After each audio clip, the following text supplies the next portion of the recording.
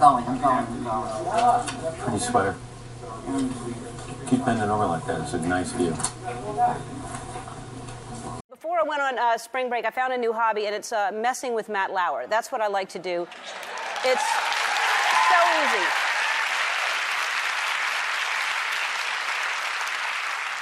I'd like to stop, but I can't, because it's so... First, I pointed out that he's into some freaky stuff. That's the first thing I did, like whips and... Then I said, oh, he's into feet, and he had a foot fetish. Then Florence Henderson. I'm ruining my really expensive lipstick on this jerk, but...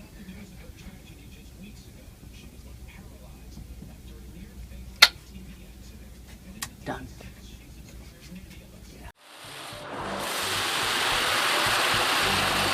You have to admit, Ellen, it took a lot of balls to pull off this prank. Oh, my God. What is that behind you? It looks like a real mess. Oh, my God. Can I just end by telling you the obvious? What's that? I adore you. My God, man. Welcome to the show, Israel. Peter Helland. Michael Jones is on today. The scripture I want to start out with is in James chapter 1, verse 27. Pure religion and undefiled before God and the Father is this, to visit the fatherless and widows in their affliction, and to keep himself unspotted from the world. And that scripture is going to kind of hit the first part of what Mike has written here. And the second part, I think James chapter 4, verse 4 touches on it. You adulterers and adulteresses, know you not that the friendship of the world is enmity with God? Whosoever therefore will be a friend of the world is the enemy of God. We have your review of Ta-Nehisi quotes, We Were 8 Years in Power, An American Tragedy, and then we also have a little bit of writings on this Matt Lauer and these incidents in the news. Right. Yes. So you think these two do have a common theme? Yes. Okay. The common theme is the end of the world as we know it. We're now to the point in the liturgical year where we're talking about the end of the world. We always talk about the end of the world this time of year, leading up to Advent, and then Advent leading up to Christmas and the entry of Christ into the world. But what do we mean by the end of the world as we know it? Well, that's the world that's been created for us. The world created by the information technologies. It goes back to Plato's Republic, the cave, if you want to talk about that, the allegory of the cave, where we have been for our entire lives sitting looking at shadows. There's a kind of flame behind us, and there are shadows being projected onto the wall. And the name that these shadows had was the movies, and then it was television, and now it's the internet. And these images are, in a sense, what created the world that we live in. We live in a world where these images are given certain meanings, and these meanings taken together are the narrative upon which we base our lives. Okay?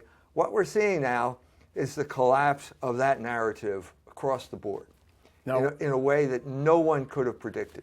You said in the last show, a couple back, that the social engineering of our parents' generation, the greatest generation ever, was the worst or the greatest, however you want to say it, ever in this country. And then in your article, you said the most effective propaganda ministry in the history of the world collapsed under a barrage of sexual harassment claims. And then put that together with the effort when we were young in the 60s. There was movement, there was an effort, the good efforts of trying to figure out what was going on. And those efforts didn't get that far.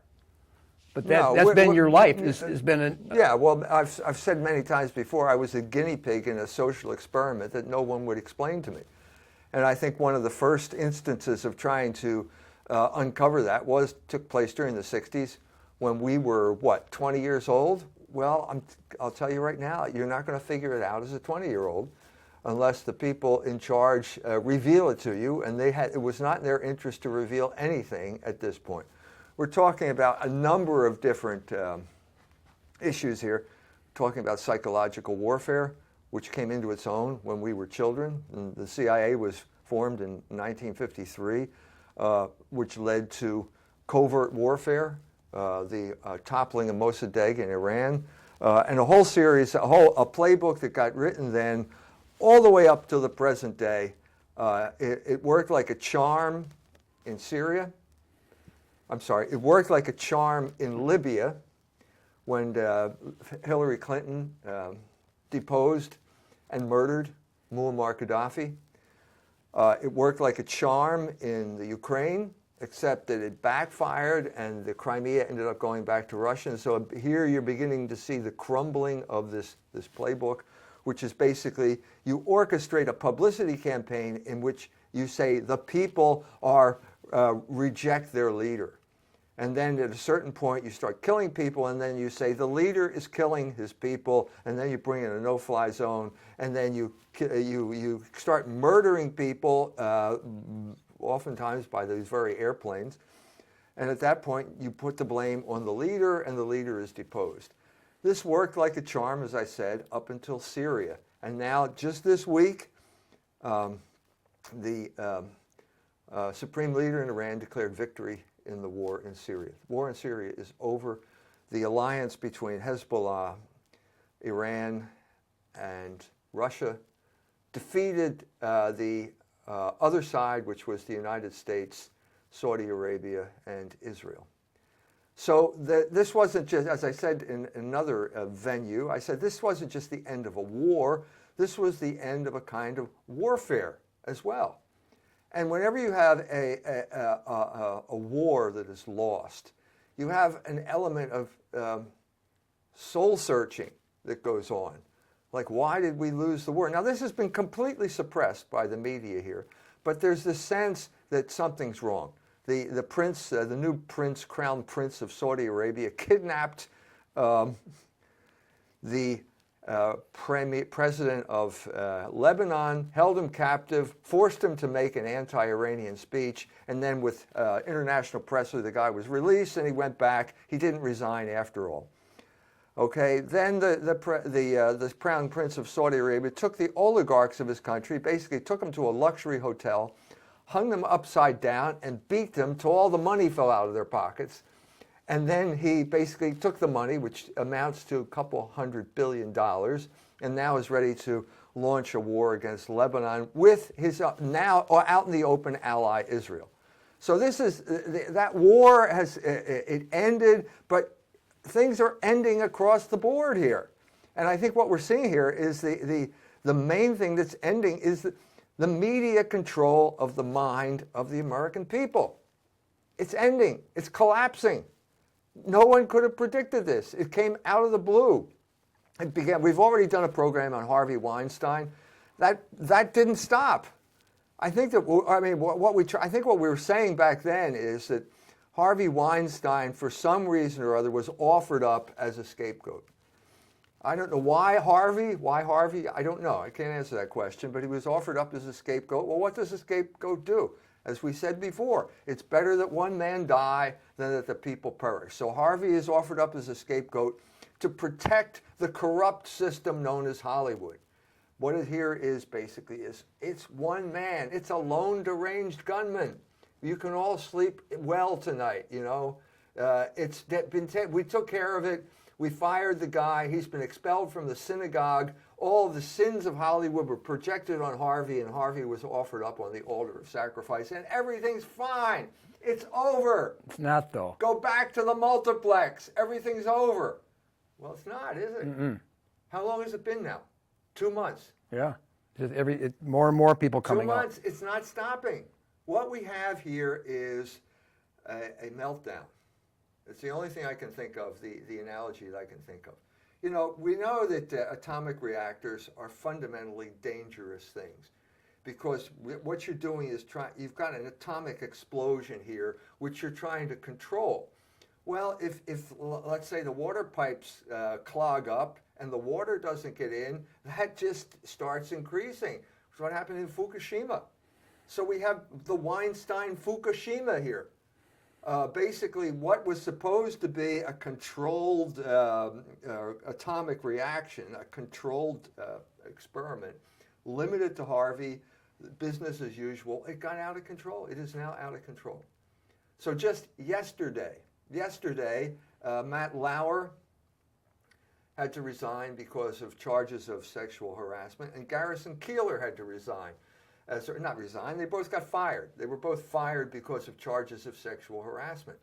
This was not I don't know who the intention, who the person who started this all was, but this is not part of the intention that I think was behind this thing. It is spreading. It's a moral panic. It's spreading beyond the control of the people who orchestrate. But what about the possibility, because a friend of ours was just saying that he thought what's really happening is it's demasculizing the male again. In other words, the male is seen as somebody that has testosterone and is seen as somebody that naturally is a little bit aggressive toward women.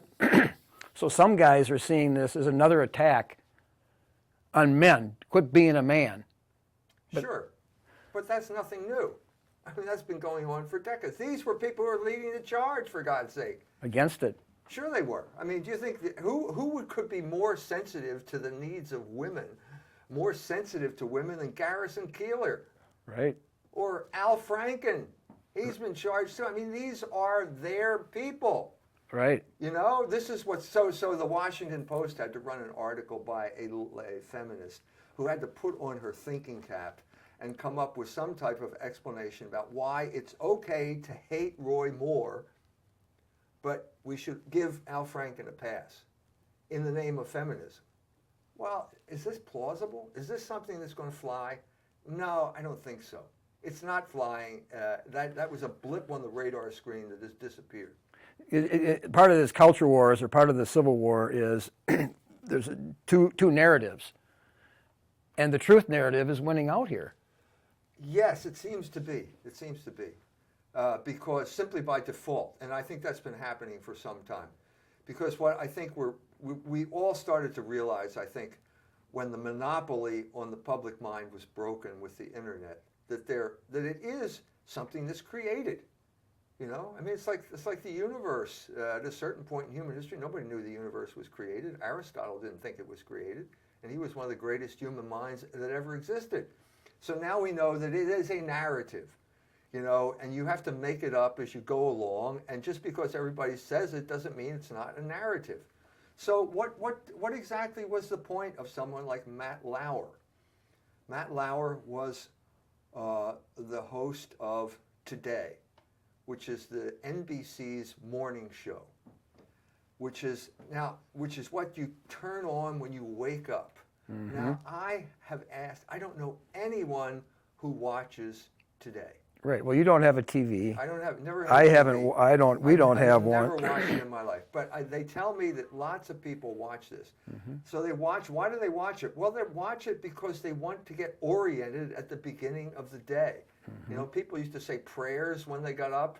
Well, instead we turn on the television and we let these people tell us what to think.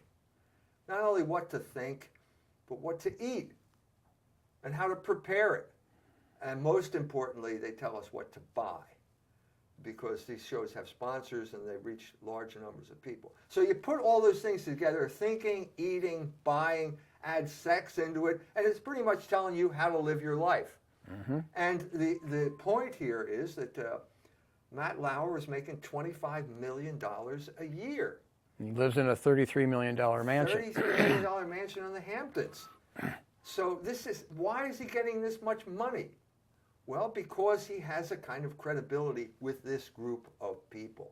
Mm-hmm. In other words, if he says buy Wheaties, they go out and buy Wheaties.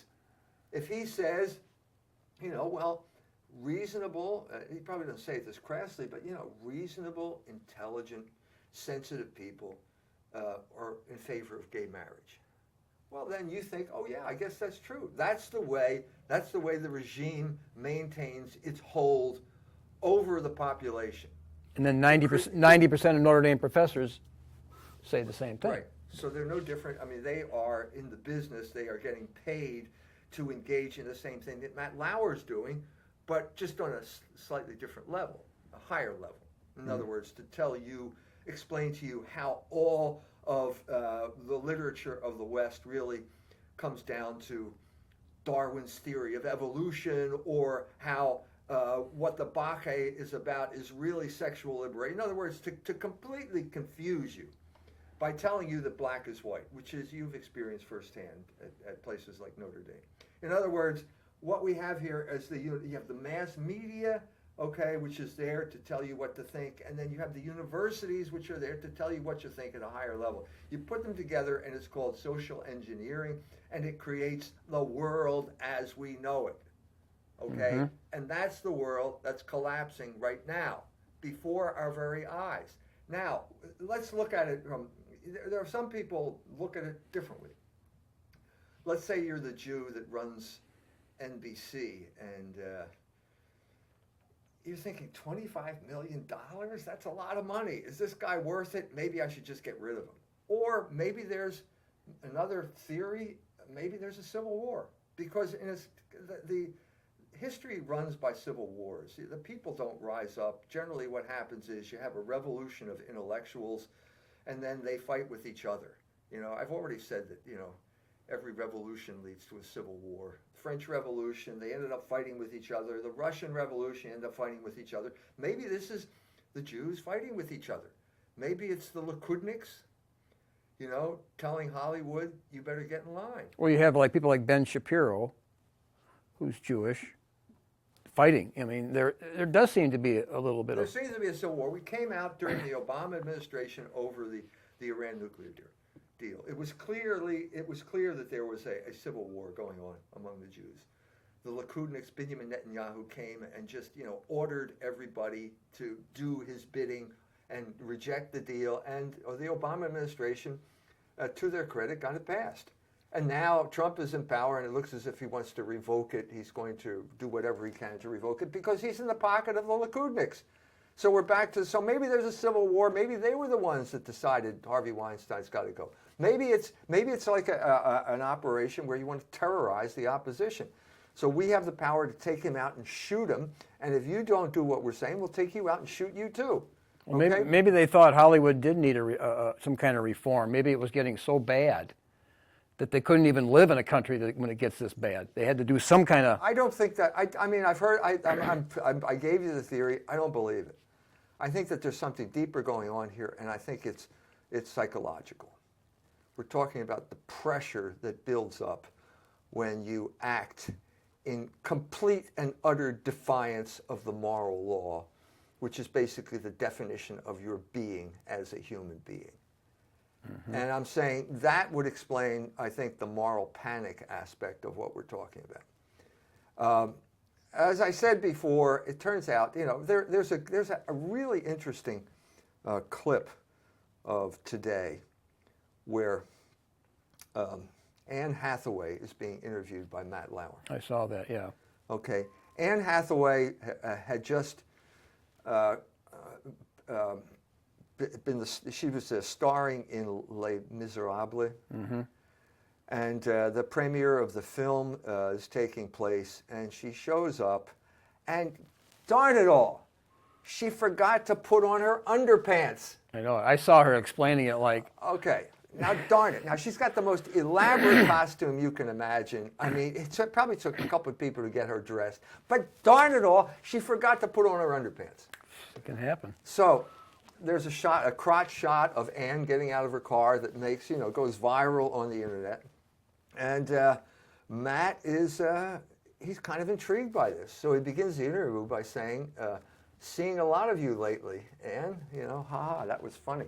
And then she's kind of blindsided by the thing. She makes an incredible comeback on him. But the point here is she blames the paparazzi for victimizing her at a vulnerable moment. Well, I'm sorry, Anne. We're a sexualized culture. I heard her say I'm sorry, Anne. I don't believe that you forgot to put on your underpants. I'm sorry. I don't believe it. You're playing the game here, too. Yes. You're part of this whole operation. But the interesting thing is, you see Matt kind of succumbing to his own prurient interest here. You know, he's getting involved, and it's starting to get, you read the comments on the YouTube comment box, it's getting creepy. Right. And suddenly, I think there's somewhat word is going through his earphone, you know, cut it short. Cut it short, Matt. They do have that. The question You're is, looking creepy. but like they said, this is the game. This is the game that's being played in this country. And who is not involved in this game? Yeah. That's the question. Very few are not involved in this game. Yeah. So but he in this instance is like Pentheus in the Bacchae, because he captures Dionysus, and he's interviewing Dionysus, and Dionysus says, "Would you like to see the women dance naked on the mountainside?" Well, sure he would. And he says, he's captured by his own prurient interest. And you see Matt Lauer being kind of captured here by his own prurient interest. That's in a sense, that's the dynamic in a nutshell. There are two sides here. They're both playing a game. And now the game specifies that feminism has been brought back. It's roaring back now. And they have the upper hand. And the motivating factor here behind feminism has always been sexual anger, or sexual disgust, or sexual loathing. If you go back to the beginning of modern feminism, it was the early 70s, and it was the sequel to the sexual liberation of the 1960s. So all the young ladies with their left-wing boyfriends, their countercultural boyfriends, felt abused. Mm-hmm. They felt that they had been exploited and taken advantage of, and suddenly there was this tyrannical reaction against that type of exploitation. Well, it's come full circle again. And now we're in the same mode where you've got these women who are, let's face it, full of self-loathing, full of guilt, full of shame at what they've done. You know, not only, exposing the naked body to view, which is a primary cause of shame, but kind of groveling so that you can do that. And he's not the only, obviously now we know Harvey's not the only guy who was involved in couch casting here. So this pool of self-loathing and shame leading to shamelessness has built up over this period of time till the pressure becomes intolerable. And then it bursts out. And what you try and do is it's like a steam engine now, to change the metaphor. You try and release the pressure here, turn one of these valves, let the pressure out, but it turns out it's not working. The valve isn't big enough. In other words, they scapegoated it on Harvey, and that was to get it with Harvey. Let's just do it. Let's just dump it all on Harvey, which means, okay, we got the valve open at full blast, and it's not big enough. The opening isn't big enough to let all this pressure out, and the thick pressure keeps building, and it looks as if the machine is rattling and shaking itself apart, and then there's this explosion, and the machine has been ruined. But aren't they saying, the feminists will say, men are so full of animal lust that they can't control, therefore the idea of submitting to men in marriage, this proves our case. Why would we ever submit to these guys? Right. Yes, that's true. The point here is that it's also known as projection, okay, because you're projecting your own fault onto someone else. It takes two to tango here, and what we see in each instance is that there was a lot of tangoing going on here between two people, and suddenly it got reversed all of a sudden, which brings us, in a sense, to the second issue here, which is the whole use of race in the same way. Right. I mean, let's be honest here. Let's be honest here. Feminism is nothing but an imitation of the civil rights movement. All the rhetoric, all the kind of Marxist subversive rhetoric that got incorporated into the civil rights movement, then got transposed from the racial arena to the sexual arena. And it was a replay of the civil rights movement. Yeah. Otherwise, how would they have known the terminology so easily? And then just to take it full to the present day, the homosexual movement was a repetition of the feminist movement, which was a repetition of the civil rights movement. So it's the same story along the racial lines, and I think in both instances what we begin to see here is the sexual foundation of this political movement, especially in a guy like Ta-Nehisi Coates. The similarities are, they're all out there. Matt Lauer is the front man for the Jewish-controlled media. His job is to control the narrative and keep people docile in their subservience, okay? With Ta-Nehisi Coates, it's a minor version of the same thing. It's not mass media, it's not NBC, it's the Atlantic Monthly, which is an old magazine. It used to be the WASP Elite magazine. Mort Zuckerman took it over in 1980, and since then it's become a Jewish magazine. You said Julie Ward Howe wrote The Battle Hymn of the Republic, and 1862, and they had published that, so they were like contemporary. Yeah. So it's not as if these ideas are completely unrelated. I cover this in the Jewish Revolutionary Spirit. We're talking about the Black Jewish Alliance, which began with the abolitionists, with Frederick Douglass and his Jewish girlfriend, half-Jewish girlfriend, Ta-Nehisi, who came over after the failure of the Revolution of 1848 and basically infected the mind of Frederick Douglass, her boyfriend, with German atheism. Ludwig Feuerbach. She got Dark Fred, as she used to call him, to read Feuerbach, and at this point he becomes a revolutionary, and eventually he would become this is the Jewish revolutionary spirit. Not specifically, although obviously the girlfriend is part of that Jewish world, the Jewish world of Berlin, the Berlin of Moses Mendelssohn and the Enlightenment. Okay, so this is the narrative. The racial narrative begins with something like this, and it becomes part. We have the Black Jewish Alliance, which basically began explicitly after the Leo Frank case. Leo Frank was hanged. The creation of the ADL, the Anti-Defamation League, and B'nai B'rith, the American B'nai B'rith, and the Jews vowing revenge on the South for what they did to Leo Frank. That's Harold Cruz, that's not me. He's the one who came up with the formulation. He was part of the Black Jewish Alliance because he was a communist, and being a communist meant you were in a Jewish organization. It's that simple. That's what it was in the United States. It was run by the Jews. That's the thesis of the crisis of the Negro intellectual. He's a black communist from Harlem, and he's taking orders from the Jews, and decided in 1967 he didn't want to take orders anymore. Okay. He was like Whittaker Chambers. In other words, he came out of it and wrote a book. Right. Wrote a book about it, except from a racial perspective. Well, that's what we're talking about here. And Ta-Nehisi, he's just one more example of the Black Jewish Alliance. Except that he uses all the phrases, doesn't know what he's talking about. I mean, even when it comes to black history, he doesn't know what he's talking about. So he talks about Marcus Garvey, and he talks about W.E.B. Du Bois in the same breath. Well, no, wait a minute. You got that wrong, fella. You know, if you had done your homework, you'd know that Marcus Garvey said that the Jews were out to destroy him. And the front man for the Jews, namely the NAACP, which was a Jewish organization at that time, founded by the Spingarn brothers, was out to destroy Marcus Garvey, and W.E.B. Du Bois was the front man. No, just interesting. I was in Sheboygan, Wisconsin, and there was a guy, a businessman, that wanted to go to this discussion on race relations in Milwaukee. And so three of us went down. It was in Whitefish Bay, which is, I always thought it was mainly always Jewish when I was younger, Whitefish Bay. And it was at an Episcopal church. And so we were trying to participate. They had two authors speaking, a black author and a white author.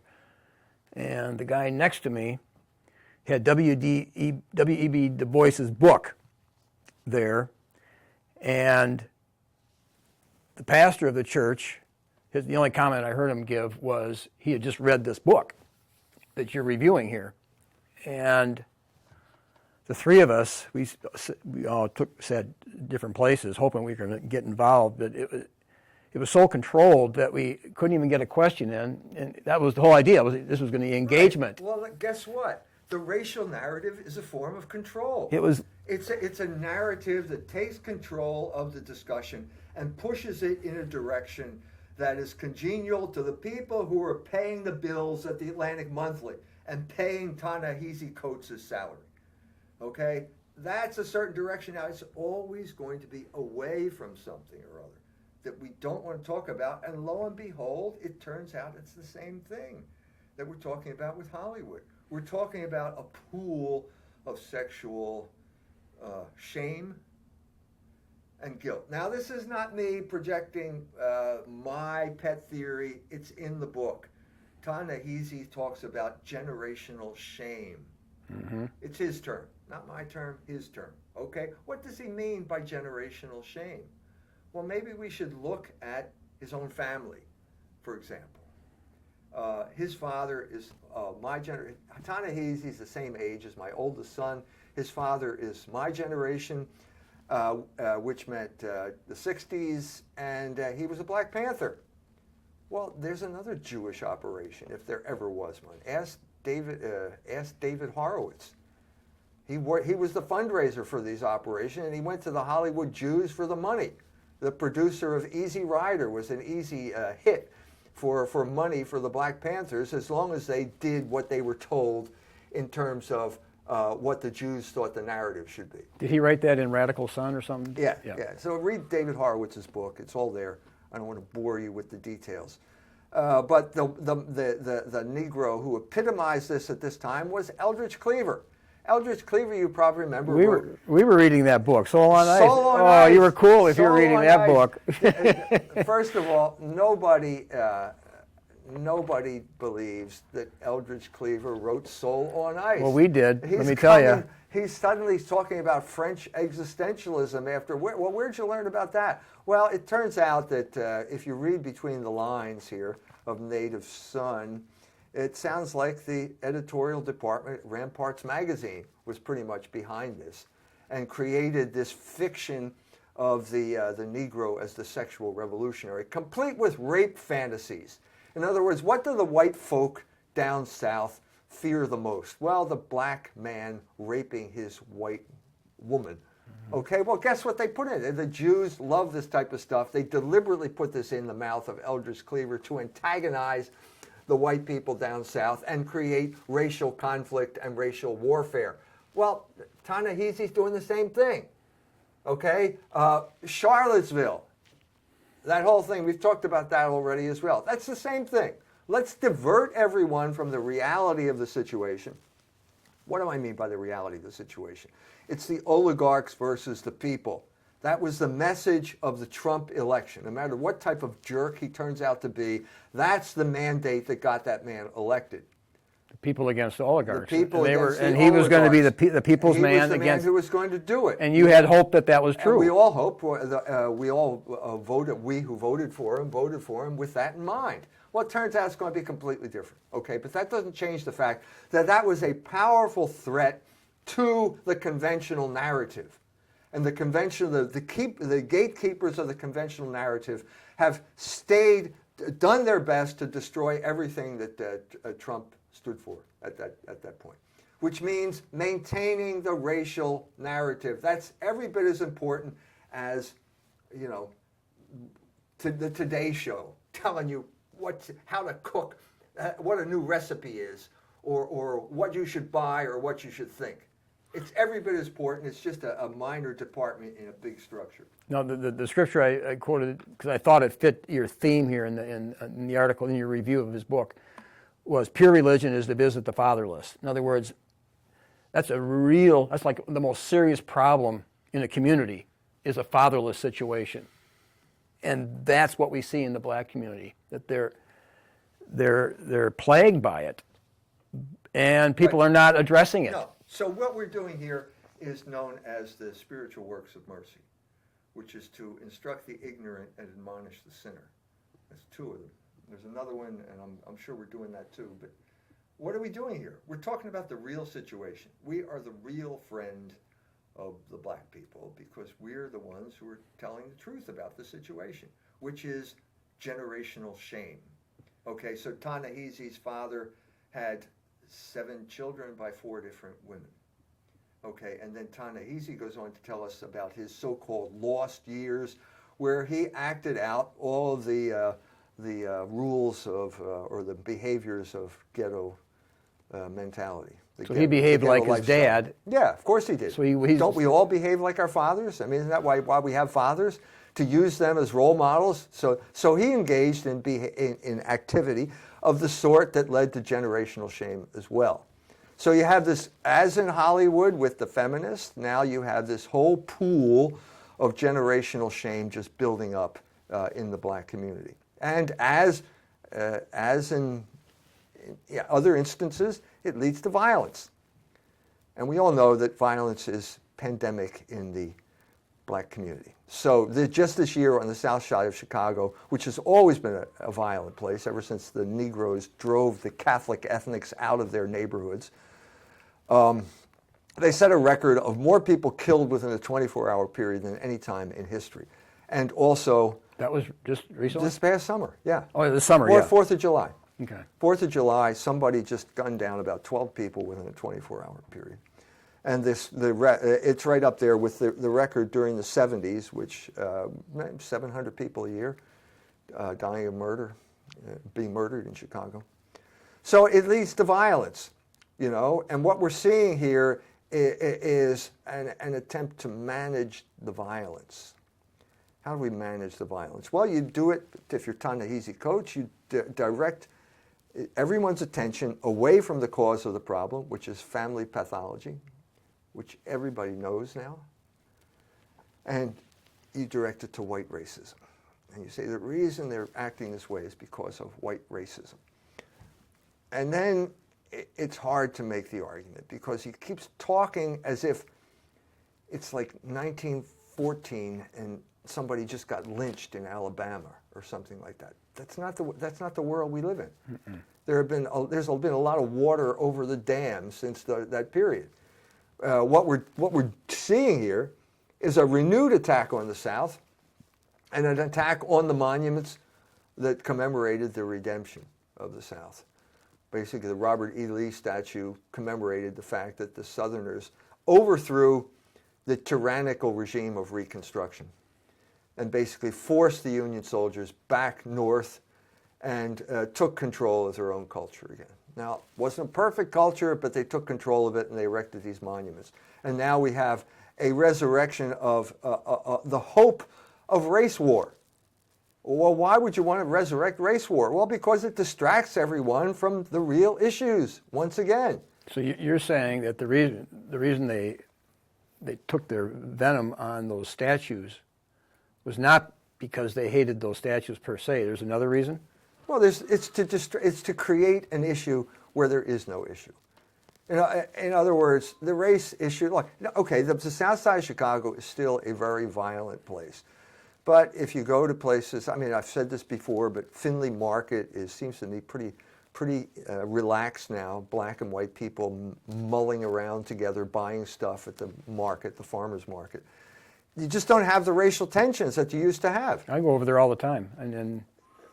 There's not. You don't feel anything individual. I mean, we did the show on the statue in the downtown South Bend, the Hesburgh Martin Luther King statue, as a monument to social engineering, and we had this consensus here among blacks and whites that what went on in Chicago was not white supremacy, it was not segregation.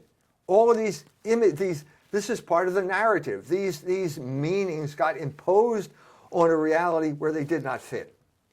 And everybody knows that, or a large number of people know that. And what I'm saying here is that across the board, these meanings are becoming unstuck.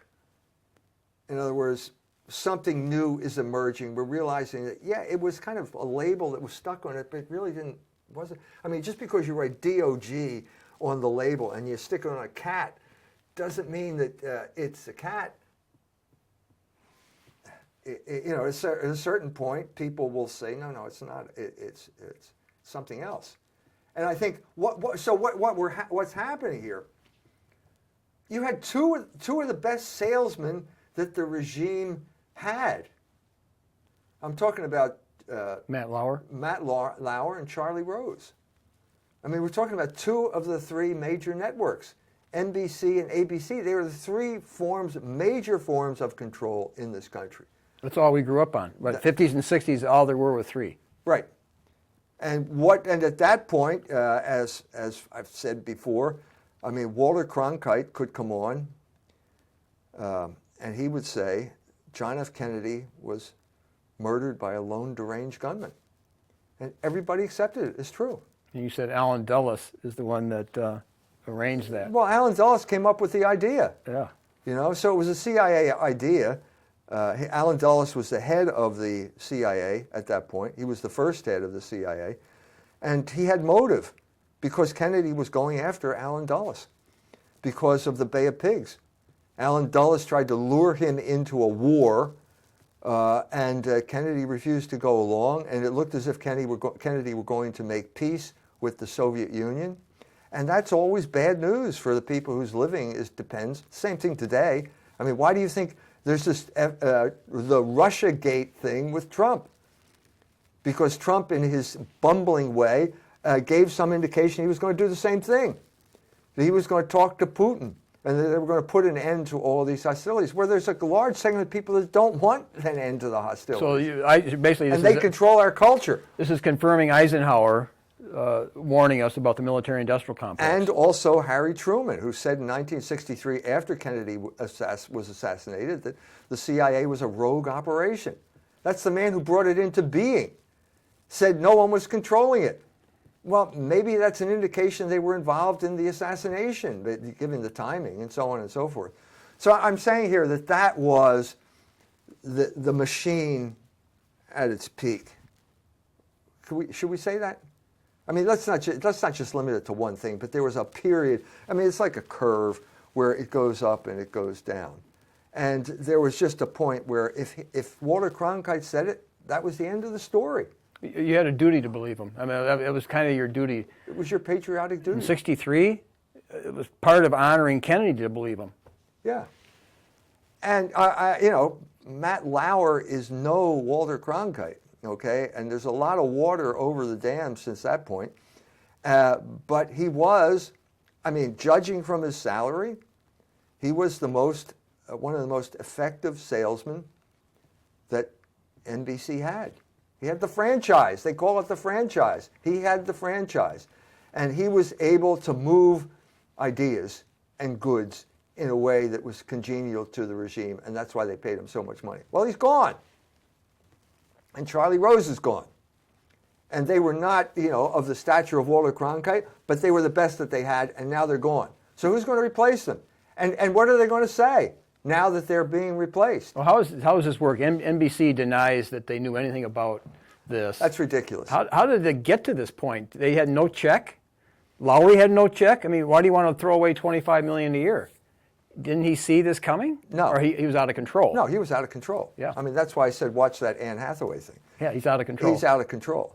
And the system couldn't help. If there's one thing that gets you out of control, it is the sexual passion without any rational control. See, I don't think people understand. But I was home in Wisconsin hunting, and my great-grandfather is buried at a church, a Norwegian church, 1864.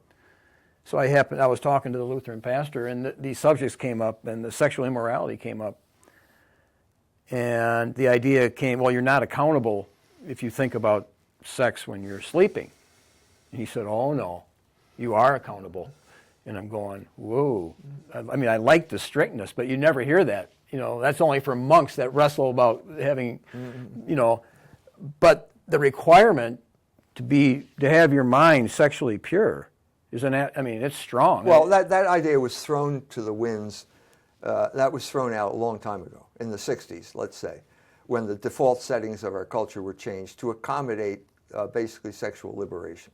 And these are people who have grown up under this regime and have grown just used to gratifying their sexual passion whenever they want to. Well, this passion then becomes a tyrant, and you become blind. That's what the wisdom of the West was. That's why I talked about Samson. What happened to Samson when he fell in love with Delilah? They dug his eyes out, which symbolized the blindness. They first cut his hair off, which would have been his connection to God. you know. And then he was blinded. So Yeah. the sexual passion blinds you. Take your eyes off of Christ. Lust makes you blind. Thomas Aquinas said that. It's the wisdom of the West. That's the story of Samson and Delilah. It's the story of the Bacchae. And at Notre Dame, they would attack Augustine for being a prude. Yes, that's Notre Dame. We talked about that before. So these are men who grew just arrogant because they were paid to indulge their sexual passions. Or they were paid to sell, they were paid to the point where they felt that they were untouchable, that no one could touch them. They were above the law. And that's clearly the way Harvey Weinstein was acting. That's clearly the way Matt Lauer was acting. And then suddenly it changed like that. And Weinstein, he's going through intensive therapy. Well, when did you discover you needed intensive therapy? When you got caught? Yeah. You weren't aware of any need until you got caught. Now what is that? No. These people were led into a trap of their own making. So you had basically there's an instability here at its very core, at the very core of this system of libido dominandi, which basically is you're going to unleash, it's like the atomic reactor, you're going to unleash sexual passions to a certain extent, okay, just so that you can control them and control the people whose passions have been unleashed. But what about the controllers? Well, wait a minute. They have sexual passions too, and they get out of control. And that's precisely what happened here. So it's almost like a disease. It's like a virus. Well, it's like this thing that you can't control this. You can't control this. There's only one thing that can control the sexual passion, and that's reason. Well, you abandoned reason when you dedicated yourself to a life of libertinism, you know, which is basically why did I aspire to this job? The $25 million? Yeah, that's nice. But I can screw any chick I want to, because they line up at the door because I can make their careers or something like that. And so it led to this blindness, to this arrogance, and it led to rage on the part of the women who hated themselves. Let's be honest. For selling their soul for a career advancement. And just as same thing with the blacks like Ta-Nehisi, this self-hatred is intolerable. So you have to project it onto someone else. So Ta-Nehisi projects it onto white people. The white people, they're the source of all of my troubles. It's not the fact that I have 17 illegitimate children, or I'm one of 17 illegitimate children and was raised by a mother on welfare who had other, all this generational shame, as he describes it, and the same thing with the women. It's not that me peddling my ass to get into a Holocaust movie so I can take my clothes off and all the self-loathing that comes from that. It's the predator. It's the man. The men. They're the problem here. It's men. That's the feminist. But the feminist mobilization of this self-loathing. The psychiatrists and the professors or whatever, they're not locating that any problem comes from guilt and shame here. They're not talking about the guilt of this as the source of their problem. We don't talk about the same. Why should you feel guilty? There's nothing wrong with it. That would be preposterous. What's wrong? Sodomy's a virtue. Sodomy is the noblest thing you can do, isn't it? Isn't it? It's unbelievable. Did I miss something here? I mean, if you listen to this culture, pornography is an expression of freedom, and sodomy is the noblest thing you can do. Well, you were even saying in your article, you think that with this collapse, this weak kind of idea, that even that narrative is being weakened. The whole thing is being weakened. It's like the whole regime is collapsing before our eyes. In other words, you need a narrative so that people can make sense out of what they experience every day. That's what the Today Show is all about. Okay, you wake up in the morning and you turn on the show and they tell you how to navigate the day. They tell you what to buy. They tell you what to think. They tell you whether it's going to rain or not. You got that black guy telling you whether it's going to rain or not. And we're all just one big happy family, and you're part of it. Oh, yeah. You're part of this group of good-looking, intelligent people because you do what they tell you to do. And you almost buy what they tell you to buy, and you think what they tell you to think. It's almost like theater. I mean, I'm studying the whole history of theater, but in a sense, you're taking part in this act, and there's this game going on here. Yeah, and if you go to New York City, you line up outside, and they Right. have the camera, and you cheer. Right. You cheer these people on. Tell me what to think. Yeah. Tell me what to do. I got to get through the day. Tell me. I don't know anymore because I abandoned the guidelines that God created. I turned my back on the moral law. Well, they're the guidelines. They're the real guidelines to get you through the day. Well, I don't believe in them anymore. Well, then I guess if you don't believe in them, you're going to have to do what they tell you, because that's the only way you're going to get through the day now. Do what Matt tells you. Well, now Matt's not there anymore. Now whose loss is this? Did the regime take a hit here? I think they did. Because I'm saying this is the most expensive and the most effective propaganda machine that has been ever created in human history. And now they lost two of their most effective operators, and the machine it looks as if it's shaking apart. The bolts are getting loose, and the thing is shaking, and pretty soon, parts start flying out, Well, do you think there's a connection between the Soviet Union, 1917, to about, 1989? Was that 70 years, whatever it is? Yes. Okay. And that was top down, They still couldn't expunge God out of their mind. They did to a degree, but not completely, and they recovered. But here you got 70 years of really the same attempt, just from psychological, from ground up into us. First of all, yes, that's an interesting comparison, because we're talking about 70 years for both of these regimes. That's an interesting idea. But I don't think this was from top down every bit as much as the Bolshevik Revolution was.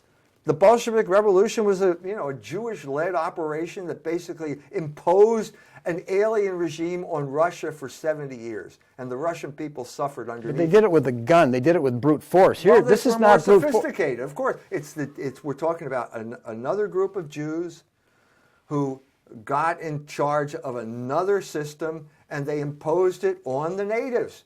I mean, New York and Hollywood is a group of Jews. It's the financial Jews that the Hollywood Jews need, and between the two of them, you've got a regime that got imposed on us, which tells us what to think every bit as much, and let's put it this way, even more effectively than Pravda ever told the people of the Soviet Union what to think. It's much more effective. But like Joe McCarthy said, he said communism is an attack on religion. It's a religious battle. So he saw it as an attack on Christianity, but this is also an attack on Christianity, isn't it? It's a more effective attack on Christianity, right? Don't you think? Yeah, I don't think it's not accidental. It's consciously targeting Christianity. I mean, would you agree? Don't you think? You mean Larry David and pissing on the image of Christ, piss Christ, Sarah Silverstein or whatever. Yeah, I think the church. The so-called comedian, Jewish comedian, who said she'd kill Christ if she had the chance. She'd do it again. She'd do it again. She's proud of the fact that her people killed Christ. Well, wait a minute. Is there a pattern emerging here? And then you throw in Philip Roth, whom we talked about in connection with Harvey Weinstein and stooping the shiksa. It was all-out war on the American people, and the American people loved it. Because what did the Jew do? He released you from the obligation to follow the moral law. Yeah. Well, that's liberation, isn't it? Well, no. It's the opposite of liberation, because you ended up in a prison. Because the only thing that keeps you free is your reason. And practical reason is another word for the moral law. So a man has as many masters as he has vices. And once you abandon the moral law, there's no liberation at all. You're a slave. It's just the only thing that here we see is that the enslavers got enslaved too. Mm-hmm. So Matt Lauer is enslaved by his own passions, his own sexual passions. That's what happened. All of these people who were appointed to lord it over us, all of our leaders, from Garrison Keillor to Kevin Spacey to Matt Lauer to Charlie Rose, they all became enslaved. They were enslaved enslavers. That's what they became. And it suddenly broke. And it broke. And it's over. And now we're the people that people go to find out what's going on. It's like right out of the Magnificat. The mighty were deposed from their thrones, and they raised up the lowly. Well, that's what's happening. The old principle was that wisdom has to dwell in a clean vessel. And if you're full of sexual lust, what kind of wisdom could you have? Right. I mean, didn't the wise man also have to be living righteously? Yeah, knowledge was a function of the behavior. In other words, it's one continuous all or nothing continuum. Okay? And practical reason and theoretical reason are still reason. They're still the same logos. So the orbit of the stars and the planets in the sky is just one manifestation of the same thing that you were involved in when you accept the premises of the moral law. The one thing is what is true, the other thing is what is good. See, now these guys have some fear, but they should have had the fear of God. Had they had the fear of God... This is God working through human history. This shows you that these people are not in control. There's something bigger at work here that is shaking this machine apart and bringing out a new possibilities for the first time. Maybe you're right. Maybe it's a 70-year cycle. Maybe that's what we're talking about. We only have 2 minutes left. Can you? What are some possibilities? What does this open the door? What's the opportunity here? For you and me. For more people to be involved in. Why go to them? Nobody's paying me $25. I don't know how much you're getting paid here, but I'm not getting paid $25 million to say what I'm saying. Why am I saying it? I'm saying it because it's true. That's it. It's very simple. If it's not true, write into the comment box and tell me where it's false, and I'll adjust it. It's kind of like amateur sports. Amateur means... Good comparison. Some things you should not do for money. Sex is one, and sports is another. Right. It defeats the whole idea of sports once money comes in, because sports by definition has to have this freedom from that. Right. And so... so we got them just where we want them, Peter. Okay, so what are you working on? You did the article on the review of Ta-Nehisi's Coates' book. What are you... The history of Logos and the Logos of history. I work at it every day. God willing, I will be able to produce the book on it. And I'll let you know when it's ready. And we'll talk about it right here. Now, is your theme get more enriched? You get to kind of like rephrase it? You can't plumb the depths of Logos. Because Logos is God and God is Logos. And you can't plumb his... Our line is not long enough to plumb the depths of something that profound. Yeah, well, I picture Jesus at 12 in the temple, putting Logos to practice. He was sitting amongst the doctors of the church, listening and asking questions. And he was putting it, I mean, he was engaging them in what Logos is, because Logos is not just to themselves. It will be unpacking the meaning as much as our finite mind can understand it. But there's a lot to unpack there. Okay. This is Peter Helland with Dr. E. Michael Jones on the show Israel. And to remind you that Israel is not just the nation in the Middle East. It's primarily Jesus is the true Israel. It says in Matthew 2, I called my son, I called my child out of Egypt. So Jesus is the true Israel. That's the true narrative. And hopefully these shows are helpful. So till next time.